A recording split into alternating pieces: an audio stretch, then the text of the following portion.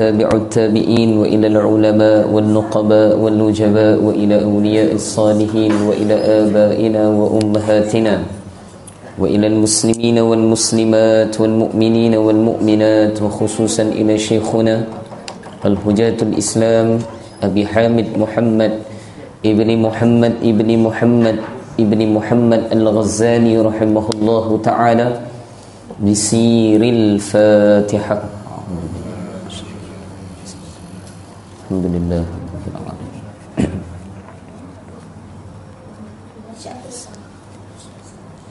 صراط الذين أنعمت عليهم.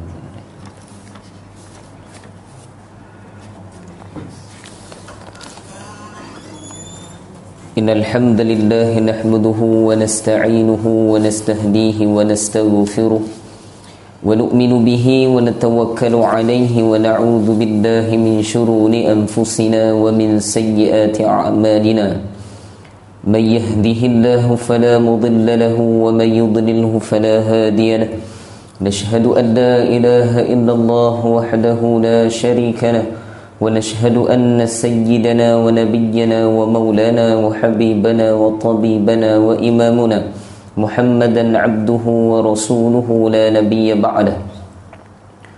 اللهم صل وسلم على نور الأنوار وسير الأسرار وترياك الأغيار ومفتاح باب اليسار سيدنا ومولانا محمدا المختار وآله أطهار وأصحابه الأغيار عدد نعم الله وإفضاله.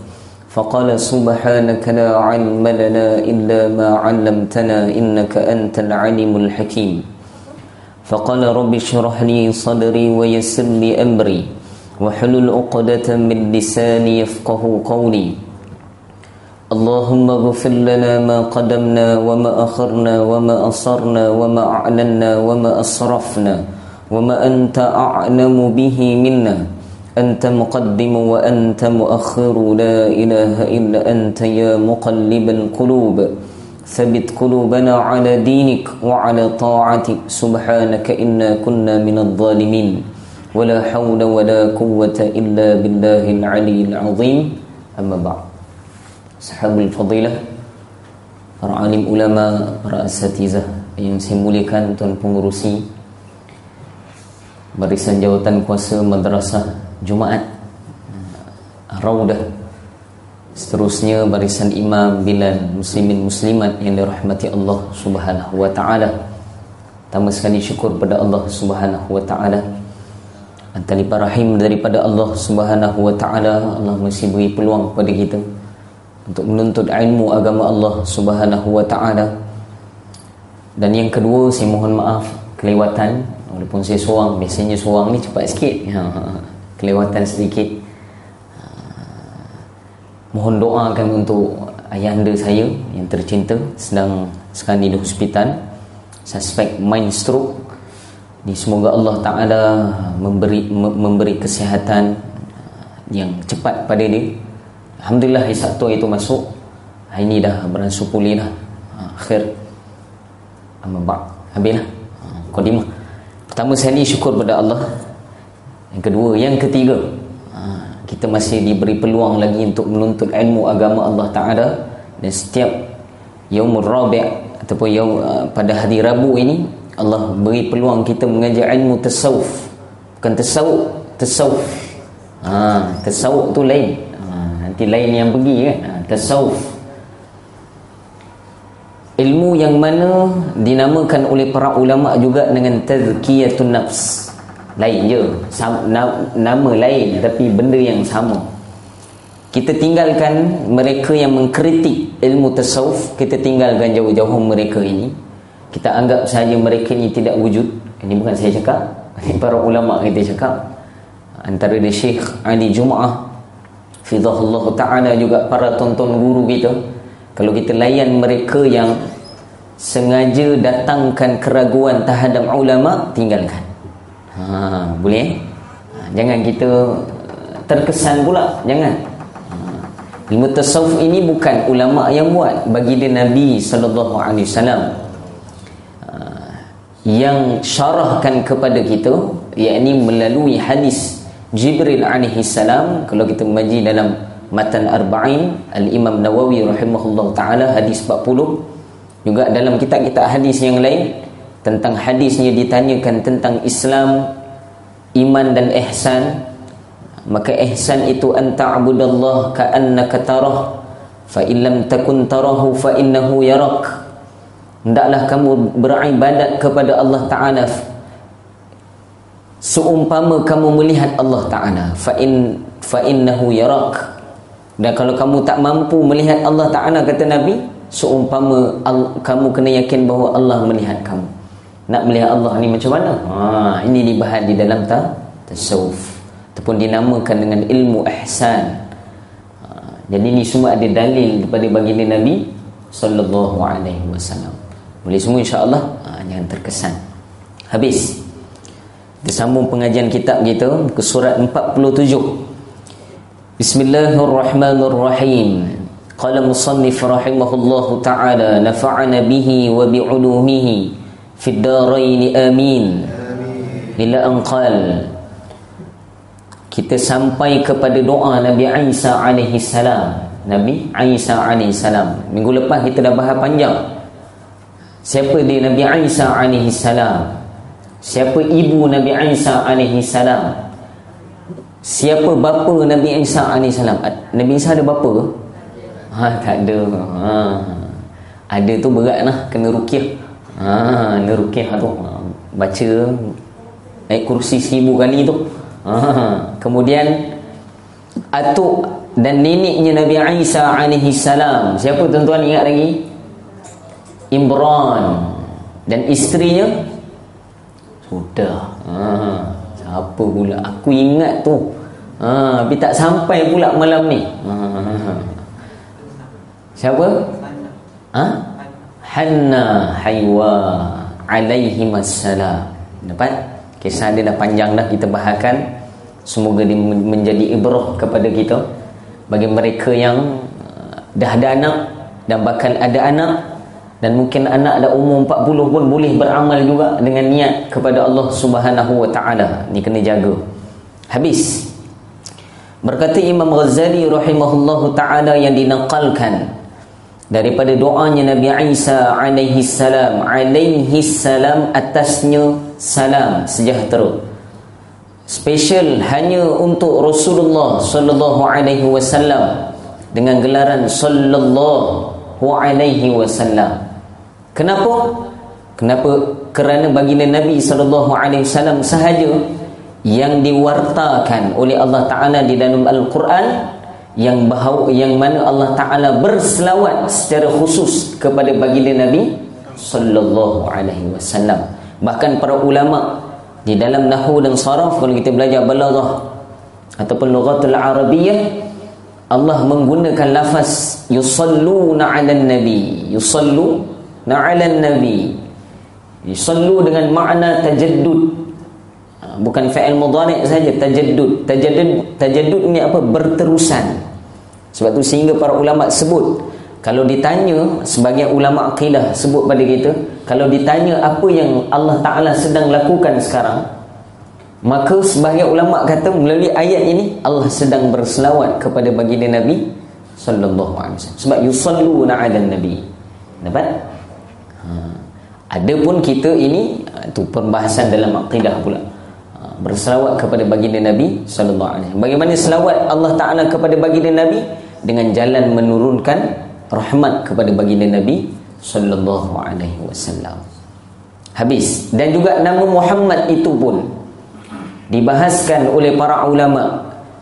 Sewaktu saya menghabiskan talaqi yang sanad disampai kepada Al-Imam Qadi Iyad rahimahullahu ta'ala, seorang ulama besar, di dalam kitab Asy-Syifa Bitta'arif Hukukil Mustafa sallallahu alaihi wasallam, disebutkan bahawa nama Muhammad ini pun adalah nama yang Allah reservekan untuk baginda Nabi.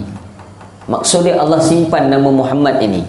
Ternyata di dalam kitab-kitab para ulama, sebelum daripada kedatangan baginda Nabi sallallahu alaihi wasallam pun tidak ada nama orang yang nama Muhammad.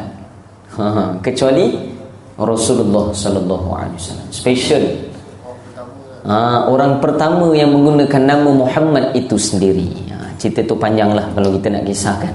Habis. Kita dah sampai doa Nabi Isa alaihi salam sampai kepada muka surat 47.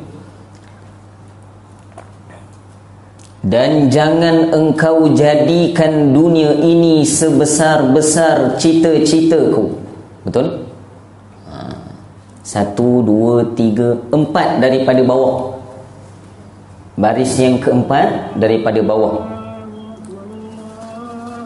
Oh, yang pun saya yang azan. Tu pula dia azan ni. Habis.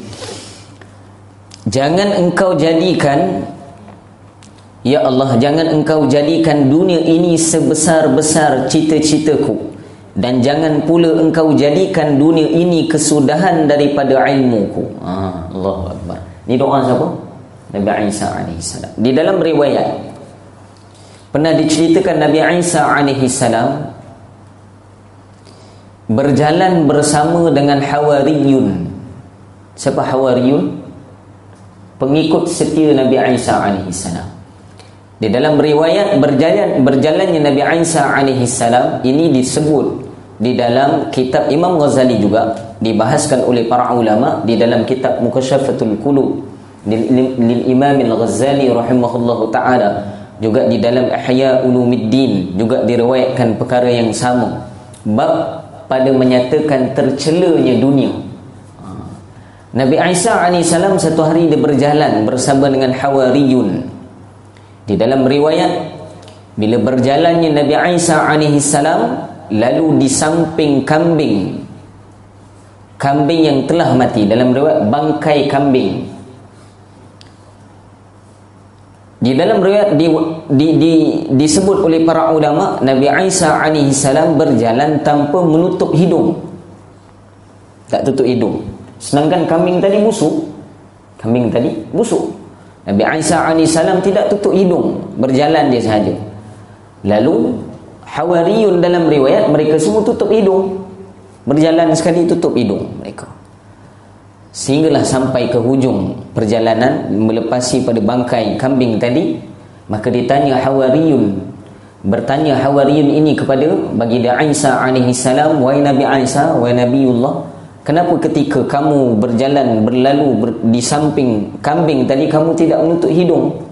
Sedangkan kambing tadi adalah bangkai kambing, najis, busuk, tapi kamu tidak tutup hidung.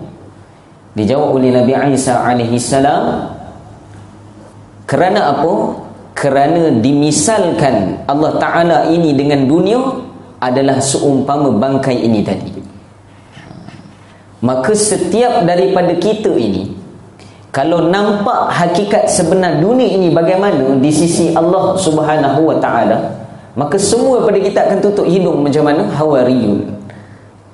Para ulama sebut ni ibrah Nabi Isa. Nabi Isa sepatutnya tutup hidung, tapi Nabi Isa AS tak tutup hidung, menandakan bahawa nak beritahu pada Hawariyun, selama ini kamu berjalan di dalam dunia ini, kamu tidak berhati-hati pun dengan dunia tanpa kamu tutup hidung. Kamu hirup sahaja sampai kamu meninggal. Maksudnya, selagi boleh ambillah. Itulah kita. Patutnya ada had dia. Dalam menghirup najis atau menghirup bauan tu tadi, bangkai tadi, ada had. Boleh kita sedapnya tak? Mana boleh? Tai aja ada had. Sampai kepala lah. Pening kan? Balik demam. Para ulama sebut begitulah had dunia yang nak ditunjukkan oleh Nabi Isa AS. Juga dalam riwayat, baginda Nabi SAW juga lalu di samping kambing. Ditanya oleh sahabat, baginda Nabi SAW bertanya pada sahabat. Ini di warta disebutkan di dalam Haytus Sahabah karangan Syekh Yusuf Akan-Dahlawi rahimahullahu ta'ala.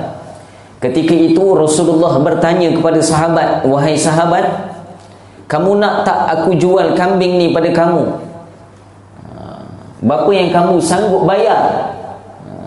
Ni tanya baginda Nabi pada sahabat. Sahabat kata, wahai Rasulullah, bukan sahaja kamu ini kamu nak jual pada kami, bahkan kamu bagi percuma pun kami tak nak, bagi free pun tak nak. Itu sahabat jawablah macam kita. Inilah nilai dunia yang kamu cita-citakan, kamu kejarkan selama ini. Maka para ulama sebut bagaimana adab kita menghadap dunia ini. Ni jangan cut pula, ni ada video, jangan cut pula video saya. Oh, ustaz ni tolak dunia ni. Jangan. Para ulama sebut menolak dunia hukumnya jahil. Sebab kita berjalan di atas muka bumi dunia, perlu lalu dengan pakaian, perlu lalu dengan kenderaan, perlu lalu dengan rumah, dengan kediaman yang baik dan sebagainya, perlu makan dan minum. Tapi bagaimana adab dunia ini? Imam Ghazali sebut dalam Ihya Ulumuddin bagaimana kamu merentasi dunia ini seumpama kamu berjalan dengan kapal di atas laut. Kamu berlayar dengan kapal di atas laut. Kamu hanya berlayar sahaja, jangan air laut tadi masuk di dalam kapal kamu. Betul? Kita berlayar, boleh tak air laut tu masuk? Tak boleh. Masuk dalam kapal, karamlah kita. Tak boleh. Berlayar sahaja di atas tu. Maka dunia ini hanya perjalanan sahaja. Sebab tu disebut dalam syair Arab, tazawwad minad dunya fa innaka rahilun. Berjalanlah, berbekallah kamu di atas muka bumi ini, sungguhnya kamu itu seorang pengembara. Pengembara bagaimana? Tak ada orang mengembara dia bawa semua benda, tak ada. Bawa rumah, bawa pinggan, pergi safar, pergi berjalan jauh-jauh nak balik kampung, bawa rumah. Mana ada kan? Bawa katil, bawa apa lagi?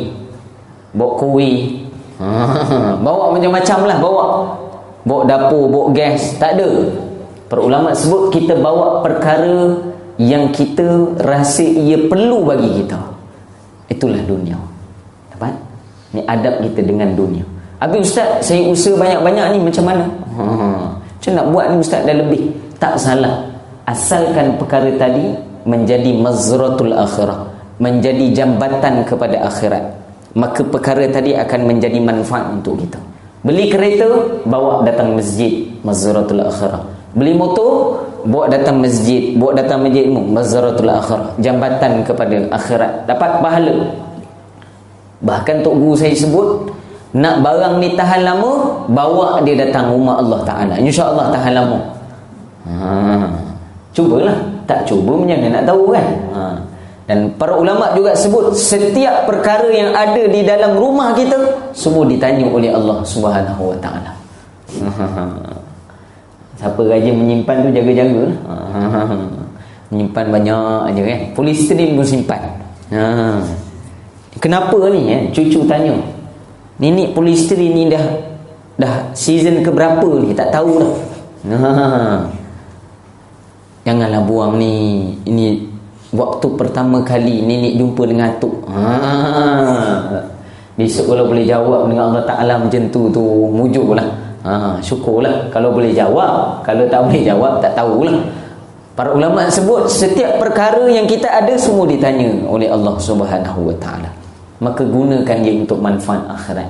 Sebagai contoh pakaian, kata guru kami, pakaian yang kita pakai ini sebaik-baiknya setiap pada pakaian ni pernah dipakaikan dan dipakaikan di waktu solat. Maksudnya pakaian tadi kita pernah guna dia untuk dibawa dalam solat. Semak satu-satu. Laki kurang sikit ni, muslimat dorang je ni, ada lain ramai ni kan.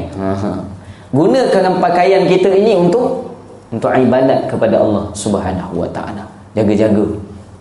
Bahkan para ulama juga sebut benda-benda ini semua juga akan menjadi tuntutan kita di akhirat esok. Kalau tidak digunakan untuk jalan akhirat, kena tuntut besok dengan Allah Subhanahu Wa Ta'ala. Abang saya buat repair motor. Ada orang datang jumpa dia, repair motor lah. Takkan jumpa dia nak minta ubat pula kan. Repair motor lah. Repair motor. Motor aku ni, dia cakap, kejap-kejap rosak. Kejap-kejap rosak. Abang saya pun syarah lah, macam syarah hadis. Saya pun tak tahu nak sebut, carburetor lah, apalah, itulah ini. Kena pakai ni, pakai tu. Dia kata macam mana nak tahan? Bagi tahan lama. Saya dah beritahu pada abang saya, setiap kali kalau orang ada tanya dengan kau, kau jawab macam ni.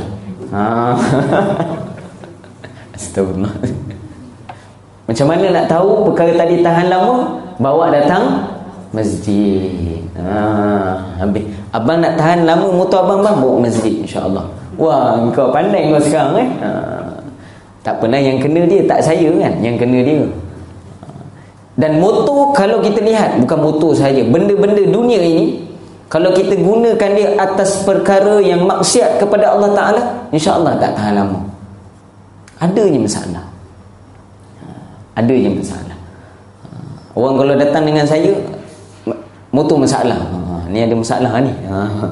Tuan-tuan jangan buat kat orang, tuan-tuan jangan buat kat orang. Kita buat kat diri kita. Ada masalah ke aku dengan Allah ini?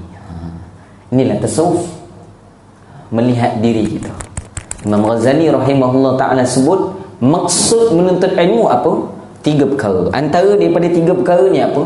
Untuk melihat keaiban diri kita. Bukan keaiban orang, keaiban diri kita, kelemahan kita. Ada masalah ni. Suatu perkara yang berlaku dalam kehidupan kita, mesti ada masalah. Dalam diri kita, jangan diri orang.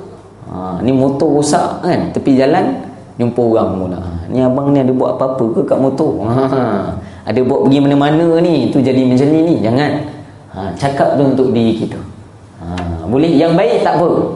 Nak tahan lama, bawa masjid. Tu benda baik. Benda aib jangan sebut. Perkataan ni untuk apa? Untuk diri kita. Dapat? Sebab tu Nabi Isa alaihi salam sebut pada kita, ajarkan doa, jangan jadikan dunia ini sebesar-besar cita-cita kau. Maksud sebesar-besar ini apa? Bukan Nabi Isa nafikan perkara dunia, tidak. Tapi jangan jadikan maksud untuk kita hidup. Jangan. Dapat? Samalah dalam didik anak. Bangun pagi, saya selalu sebut, bangun pagi ni, sekolah tak sekolah tak apalah. Waktu sekolah, bangun pagi tu, adik semayang subuh ke, adik dah lambat, mandi untuk pergi sekolah ke, pergi semayang dulu. Dua-dua ibadat. Menuntut ilmu pun ibadat, pergi sekolah. Tapi ingatkan sembahyang dulu ke lambat pergi sekolah? Antara dua. Dan para ulama juga sebut, setiap perkara yang kita nak ajarkan kepada anak, maka perlu didahului dengan kita dulu. Kita dulu kena tunjuk pimpinan melalui tauladan. Ni pepatah Melayu lah tuan-tuan. Pepatah Melayu kita. Betul lah, pimpinan melalui tauladan. Hakikatnya sebenar apa? Apa yang kamu buat, itu adalah mengikut. Anak kita adalah ulah kepada apa yang kita buat, cara kita. Dan saya nasihat untuk diri saya lah, kena buat perkara tadi. Dan kalau matlamat kita dah tanam pada anak kita menuntut ilmu, besok kau kalau sekolah pandai, esok kerja senang. Selalu kita sebut macam tu kan dengan anak. Kita mindsetkan anak kita terhadap perkara yang sementara. Berapa orang yang setkan pada anak dia, esok kalau kau belajar rajin, kau dapat memberi manfaat pada orang lain, dapat tolong orang lain. Kau jadi doktor besok, kau dapat tolong orang Islam, dapat tolong orang bukan Islam. Kau dapat sebarkan agama Allah melalui jalan doktor kau ni, perubatan kau. Berapa ramai yang ubah perkataan ni, walaupun kecil nampak, tapi efek pada anak tadi, para ulama sebut, kalaulah bapa pula yang sebut, tak ada hijab di sisi Allah, dia jadi doa, al-kalamu doa. Mindset nak set pada anak. Berapa ramai yang set pada anak dia untuk berjaya dalam periksaan, tapi tidak letak pada anak dia tentang kepentingan bagaimana ilmu agama Allah Ta'ala. Risau anak tak pandai bahasa Inggeris, risau anak tak pandai matematik, math, fizik, kimia dan sebagainya. Tak salah, akan tapi bagaimana keadaan agama anak tadi, macam mana Quran dia, alham ke dibaca ataupun alham ke, bapak pun baca sama juga. Lebih kurang ni ustaz. Saya pun sama ustaz. Cek lebih kurang rupanya. Para ulama sebut ini semua akan ditanya oleh Allah Subhanahu wa taala. Yang buat main. Sebab itu diajarkan doa ini untuk apa? Untuk bukan sahaja diri kita dan juga anak-anak. Jangan jadikan Dunia ini sebagai sebesar-besar cita-cita, maksud. Jangan. Matlamat kita adalah akhirat. Sebab tu Nabi sebut orang yang kerja akhirat ni, dunia akan kejar dia. Maksud dia apa?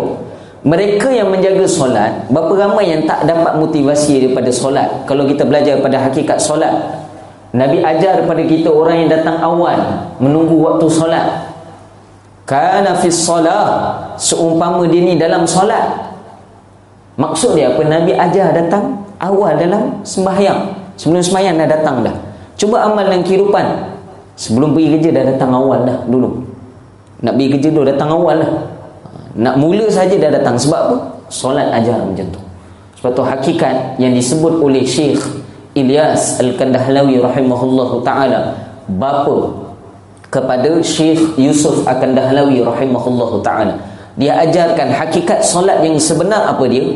Bagaimana membawa ketaatan dalam solat keluar solat. Ketaatan awalnya kita datang untuk solat, begitulah luar solat kita buat. Macam mana ketaatan kita dalam merendahkan pandangan dalam solat, begitulah luar solat pun jaga pandangan juga.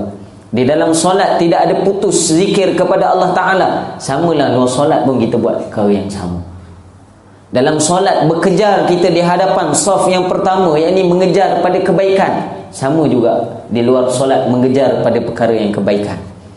Nampak orang susah sikit, tu memang kerja dia ustaz, kan saya buat tak ada kerja pula dia. Ada jawapan juga. Para ulama sebut ini semua hakikat daripada apa? Hakikat pada ibadat yang kita lakukan. Lemah ibadat yang kita lakukan, lemahlah keimanan kita kepada Allah Ta'ala. Tanda lemah ibadat tu lemah iman lah. Dan para ulama sebut begitu jugalah ahwal, akhlak kita dengan makhluk sama, akan lemah juga. Dapat? InsyaAllah. Habis, tak nak lah. Nanti entam kuat-kuat nanti ni, tak datang kelas dah. Dan jangan jadi maksud tu sahaja. Jangan tinggal tuan-tuan. Lepas ni tak payah pakai kain lah. Tinggal je. Lepas ni tak payah usaha dah pergi kerja, duduk je. Tak. Islam tidak ajar begitu. Akan tapi jangan jadikan maksud. Macam mana juga Tok Guru saya sebut, macam pergi tandas. Tak ada orang matlamat hidup dia duduk dan jamban, tak ada. Dia datang sekadar buang air je. Begitulah dunia. Nak mudah faham lah. Tadi kambing semua mungkin korang faham. Ni kat dunia ni, macam mana nak faham dunia ni? Sekadar ni macam mana? Masuk dalam tandas, buang air, flush, habis, jalan. Cukup. Sekadar keperluan. Keperluan dah habis, dah keluar, takkan nak lepak lama dalam tu pula kan? Bilik termenung tu tak. Keluar, cepat je keluar. Begitulah dunia kita. Bahkan para ulama sebut tak perlu kita risau, sebab ajal kita ini ditetap oleh Allah Subhanahu Wa Ta'ala. Tak perlu nak keluar awal tandas tadi, sebab ditetap oleh Allah Ta'ala bila kita akan keluar daripada dunia ini. Yang kita perlu risaukan apa dia? Bekalan yang kita akan bawa besok. Ingat, kita tidak akan bawa apa yang kita usahakan selama ni. Yang kita akan bawa, yang pertama sekali, bagaimana kita dengan Allah. Pertama, kenal tak Tuhan kita, keimanan pada Allah. Yang kedua, amal soleh kita kepada Allah Subhanahu Wa Ta'ala. Dua benda ni. Dan yang ketiga, para ulama sebut yang akan menyekat kita besok. Siapa? Siapa? Orang keliling kita. Tu kena jaga, insya-Allah. Habis. Dan jangan pula engkau jadikan dunia ini kesudahan daripada ilmuku. Maksud kesudahan daripada ilmuku, apa maksud dia? Kesudahan daripada apa yang aku tahu. Allahu Akbar. Limit kat situ je tahu. Kemahiran dunia saja kita tahu. Agama tak ada dah. Allahu Akbar. Lemah kita ni. Saya lah. Jangan jadikan matlamat itu. Kemahiran dunia saja. Cukuplah ustaz. Ustaz dah tahu, saya tak payahlah tahu. Ustaz dah tahu tajwid, saya tak payahlah tahu tajwid. Ustaz dah tahu tauhid, tak. Ilmu yang kita syarahkan ini wajib setiap pada kita tahu. Tahu tadi bukan untuk mengajar. Orang ada faham dia tahu kena mengajar. Tak. Tahu ni untuk kita amal dalam kehidupan kita. Jelas? Habis. Dan jangan engkau kuasakan ke atasku dengan sebab dosaku. Allahu Akbar. Jangan engkau kuasakan ke atasku dengan sebab dosaku akan orang yang tidak menaruh belas kasihan kepadaku. Maksudnya apa? Jangan disebabkan dosa kita menyebabkan orang lain datang untuk menzalimi diri kita. Maksud dia, kadang-kala kerana dosa yang kita lakukan kepada Allah Subhanahu wa ta'ala ini menyebabkan kita ni jauh daripada Allah Ta'ala. Dosa memang menjauhkan kita daripada Allah Ta'ala, dan menyebabkan orang-orang yang tidak patut ataupun orang-orang yang sememangnya jauh daripada Allah Ta'ala juga boleh mengapa-apakan kita. Ini doa Nabi Isa AS. Sebab Nabi Isa AS ni kita tahu maksum, tapi dia doa juga, jangan biarkan dosa pula. Allahu Akbar. Kuasakan ke atasku, yakni jangan kuasakan, biarkan dosa yang aku lakukan menyebabkan orang lain yang jahat juga boleh menguasai diriku. Na'udzubillah min zalik. Orang yang zalim boleh kuasa diri kita. Kenapa? Kerana dosa kita kepada Allah Subhanahu wa ta'ala. Jangan pandanglah, ataupun bukan jangan pandang, tak dapat ilmu penunduk orang pun tak apa. Yang penting kita tahu diri kita ni. Kadang-kadang orang ni tak dengar cakap kita, specialnya ataupun terutamanya adalah anak-anak kita. Sebab apa? Kerana dosa kita pada Allah Subhanahu wa ta'ala. Jangan semak orang lain, semak diri kita. Kenapalah berat betul anak aku ni nak dengar cakap aku. Sebab apa? Dosa kita dengan Allah Ta'ala. Kena jaga perkara tadi. Sebab apa yang kita lakukan kepada Allah Ta'ala tadi, dia akan mendatangkan perkara mudarat pada diri kita. Walaupun kalau tidak mudarat kepada perkara zahir, yakni tubuh kita dan sebagainya, dia akan efek kepada perkara batin, dalaman kita.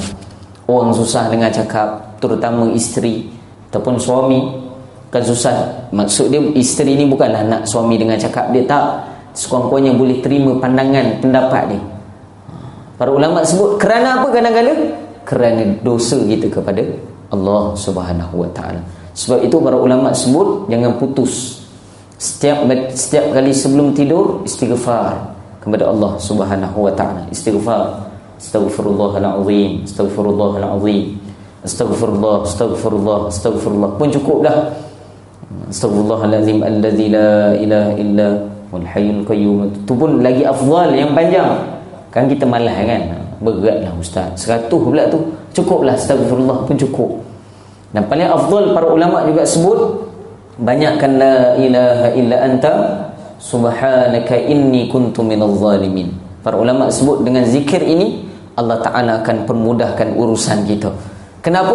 Kerana dosa kita telah berkurang di sisi Allah Subhanahu wa ta'ala. Allah akan mudahkan urusan. Kenapa Allah susahkan urusan kita kadang-kadang? Sebab apa?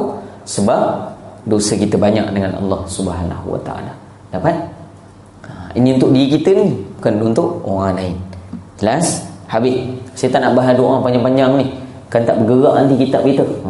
Tak bergerak nanti. Habis ni doa Nabi Isa AS. Kemudian kata Imam Ghazali, apa dah ni? Sikit lagi boleh Kemudian setelah itu hendaklah engkau berdoa dengan apa sahaja doa. Adab Imam Ghazali tulis. Pertama, doa dengan doa yang telah didatangkan oleh Rasulullah sallallahu alaihi wasallam. Ni cara ulama dulu. Cara nak mudah makbul doa, Imam Ghazali ajar. Dahulukan doa yang diajar oleh Allah Ta'ala dalam Quran. Kemudian doa-doa yang diajarkan oleh baginda Rasulullah sallallahu alaihi wasallam. Barulah kata Imam Ghazali, kemudian setelah itu hendaklah engkau berdoa dengan apa sahaja doa yang kau kehendaki. Barulah datang doa kita. Sebab saya dah sebut sebelum ini, kerana apa? Kita takut dalam doa kita ini ada cacat. Maksud cacat di sini apa? Su'ul adab dengan Allah. Tidak beradab dengan Allah Ta'ala. Takut perkara tadi. Maka bagaimana adab yang kita datangkan kepada Allah Ta'ala? Dahulukan doa yang telah didoakan oleh orang-orang yang dekat dengan Allah Ta'ala. Dapat? Dan orang tua kita ajar dah dulu. Jumpa orang tua, tolong doakan saya, tolong doakan saya. Setiap jumpa orang tu, tolong doakan saya, tolong doakan saya. Itu adab para ulama sebut. Adab nak makbul doa kita, bukan doa orang tu. Makbul doa kita. Tanda kita berhajat kepada doa orang lain. Dapat? Jelas? InsyaAllah. Jangan segan minta doa dengan orang. Ustaz, saya boleh direct doa dengan Allah Ta'ala, kenapa nak minta dengan orang? Ni kata Imam Ghazali, kata ulama tasawuf, ni tanda apa? Takabur. Walaupun dia rasa diri yang berdoa, memang tak ada hijab kita ini dengan Allah, kita boleh direct dengan Allah Ta'ala. Tapi di sini juga adab gitu. Dapat? Jelas? Di sini juga isu banyak kalau kita nak bangkitkan. Bersamalah kalau kita bertemu dengan para ulama nak minta doa. Ada orang cakap tak perlulah minta doa dengan ulama, saya boleh doa sendiri, kenapa nak minta dengan ulama? La haula wala. Bukan doa aja.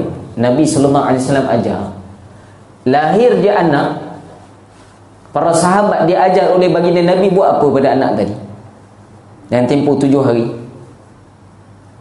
Bawa tahnik dengan Rasulullah sallallahu alaihi wasallam. Bukan sahaja doa, ambil berkat mulut baginda Nabi. Ini dalil tabaruk, mengambil keberkatan. Ada orang nak nafi?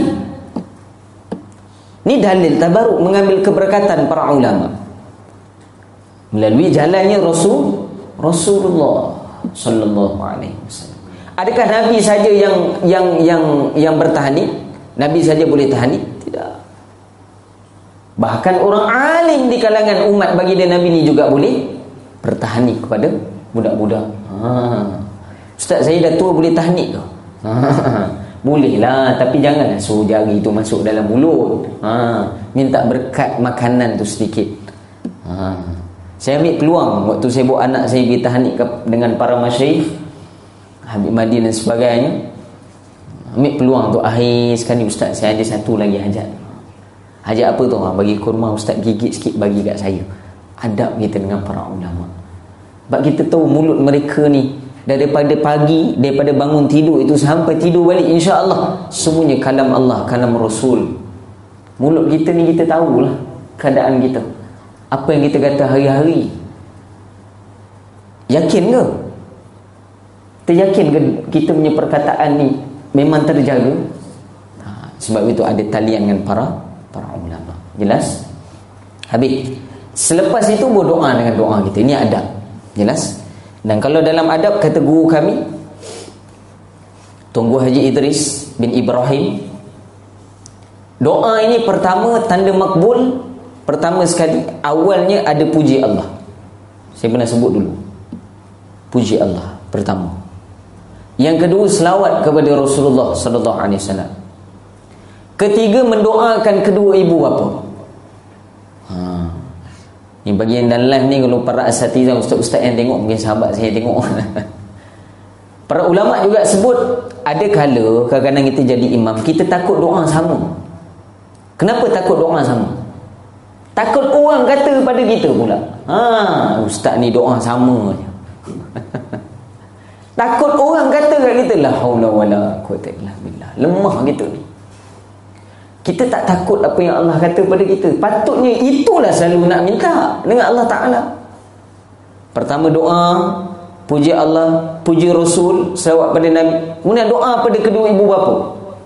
Ada orang cakap, ustaz ni asyik doa sama je. Tak lantak lah, orang nak cakap apa, dia cakap lah. Sebab doa tu milik kita. Tambah pula imam pula, dia segan orang lain cakap pula. La haula wala quwwata illa billah. Jangan takut.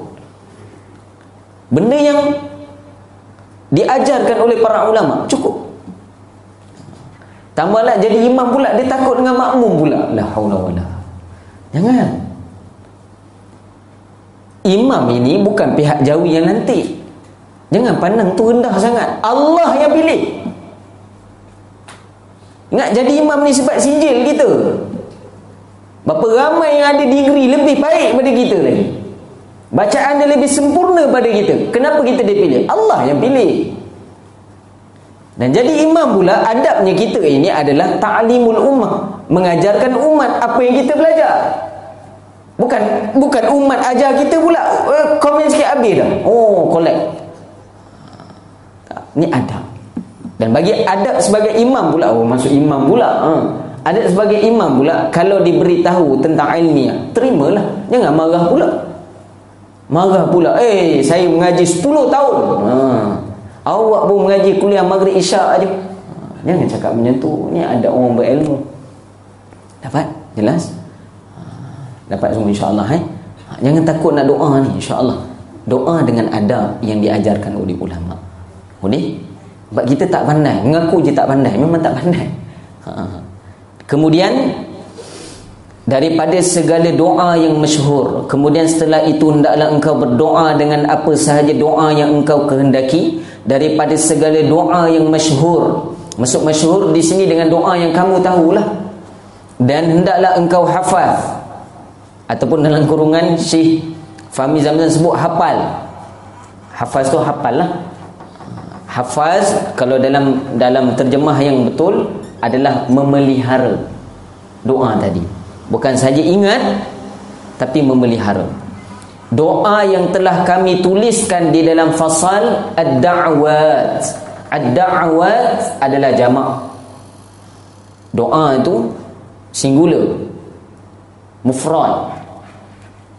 Bila da'wat, doa-doa yang telah diajarkan di dalam kitab Ihya Ulumuddin.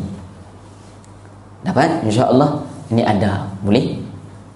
Pertama kita dah tahu keadaan doa tadi, bagaimana nak minta dengan Allah Ta'ala. Pertama apa? Puji Allah, puji Rasul, selawat, doa untuk ibu bapa.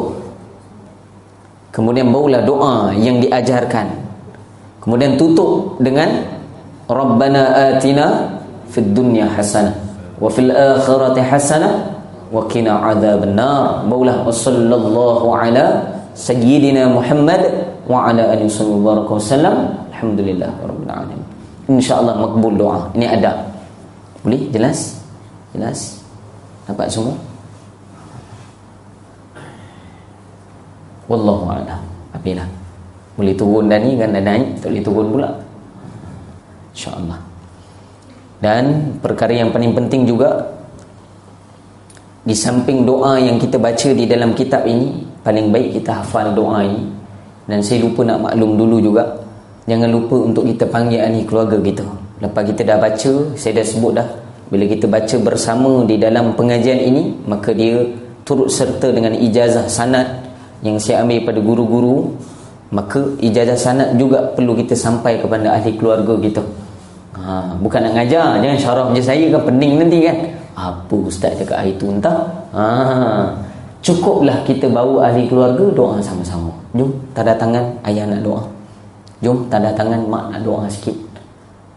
Bapa yang ahli keluarga kita yang ada anak dan sebagainya, kalau tak mampu nak bawa isteri ataupun suami kita, ataupun anak-anak yang besar, cukup anak-anak yang kecil ataupun cucu yang balik, ajar doa. Sekurang-kurangnya terlepas tanggungjawab kita bila ditanya oleh Allah Ta'ala. Ya Allah, paling kurang ni sampai pada cucu. Mampu cakap dengan cucu je. Yang lain tak nak dengar cakap kita dah. Cakap dengan cucu lah dengar. Doa lah dengan cucu, cukup.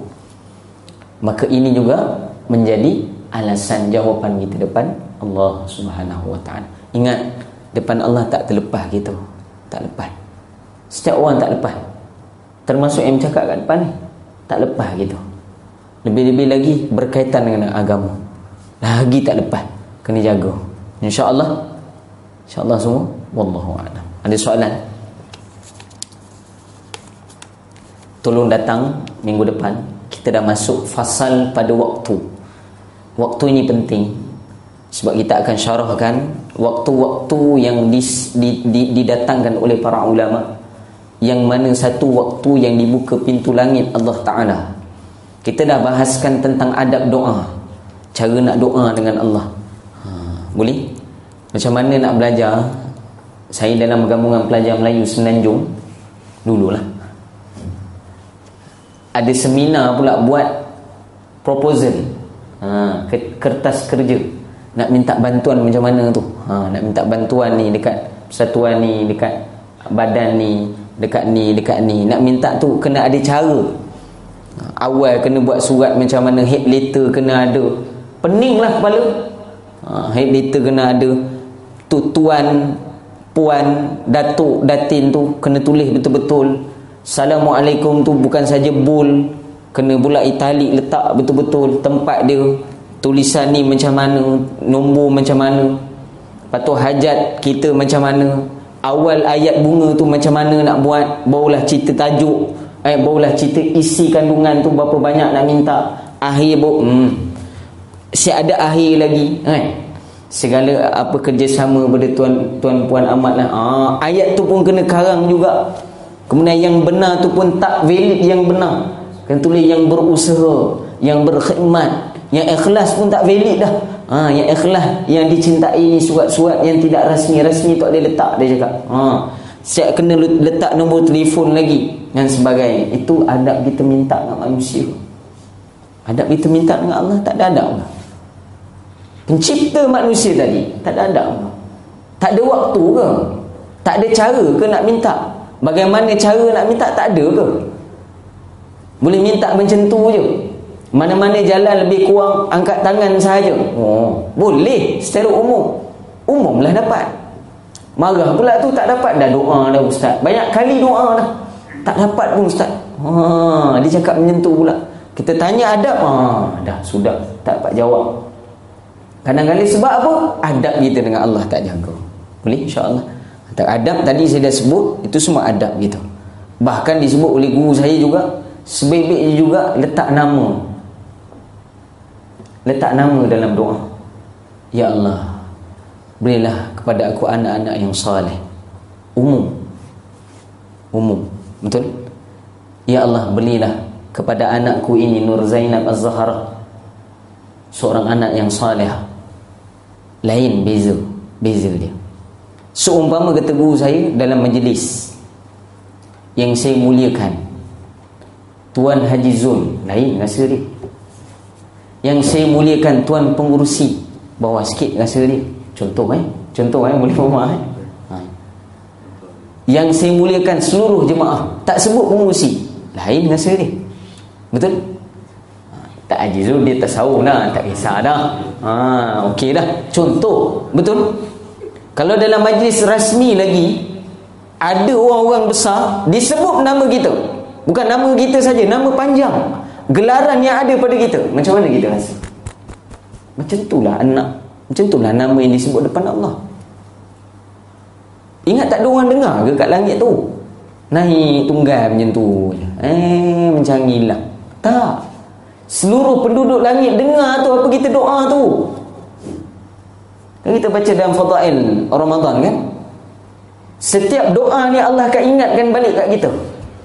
Kamu dulu pernah doa ni betul, aku makbulkan ketika ini. Kamu pernah doa ni betul. Setiap doa kita Allah akan ingatkan balik. Allahu Akbar. Rugilah tak doa detail. Kena doa detail dengan Allah Ta'ala. Detail dengan nama, khususiat. Berapa ramai sebut nama isteri dia dalam doa. Abu Hurairah radhiyallahu anhu dalam riwayat lebih daripada 1,000 orang, sehingga dalam riwayat 70,000 nama disebut oleh Abu Hurairah selepas daripada dia bangun untuk bangun tahajud, angkat tangan doa. Nama satu-satu. Tunggu saya Syekhul Mishkat sekarang ada, Maulana Husnul Hizam. Kawan saya pernah dengar malam hari dia duduk dalam kelas, dia sembahyang tahajud, dia doa nama-nama anak murid dia. Nama-nama anak murid dia, dia ingat tu nama panjang tu, doa satu-satu. Kita anak murid tak doa nama Tok Guru umum ni. Allahu Akbar. Lain nilai dia. Dapat tak saya maksudkan? Tambah sikit dan tambah waktu doa. Boleh insya-Allah. Dah tahu adab susunan, letak juga nama di dalam doa kita. Lain, keadaan dia lain. Insya-Allah. Allahu a'lam. Ada soalan ke? 2 minit.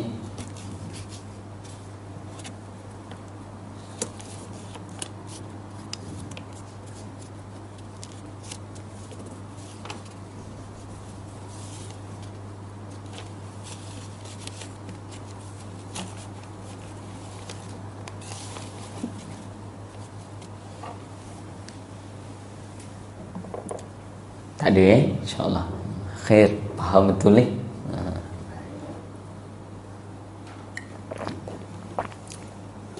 Semoga Allah Ta'ala pilih kita, terima kita. Allah terima doa kita. Jangan lupa doa waktu senang ni. Waktu senang tak ada apa-apa ujian doa. Semoga dengan berkat kesenangan kita ni, kita ingat Allah Ta'ala. Semoga Allah juga ingat kita waktu kita susah, insya-Allah. Allahu a'lam. Bismillahirrahmanirrahim. ربنا ظلمنا أنفسنا وإن لم تغفر لنا وترحمنا لنكونن من الخاسرين اللهم أرنا الحق حقا وارزقنا اتباعه وأرنا الباطل باطلا وارزقنا اجتنابه بسم الله الرحمن الرحيم بسم الله شافي بسم الله كافي بسم الله معافي بسم الله الذي لا يضر ما اسمه شيء في الأرض ولا في السماء وهو السميع العليم اللهم أعنا على ذكرك وشكرك وحسن عبادتك اللهم ربنا آتنا في الدنيا حسنة وفي الآخرة حسنة وقنا عذاب النار صلى الله على سيدنا محمد وعلى آله وصحبه وبارك وسلم Alhamdulillah Rabbil Alamin. Yang baik semua daripada Allah Ta'ala yang lemah pada diri saya. Semoga Allah terima kita, Allah beri kekuatan pada kita untuk kita amalkan apa yang kita dengar pada hari ini, dan beri kekuatan pada kita untuk ambil iktibar dan juga sampaikan pada orang ini, insya-Allah. Bila taufiq wal hidayah.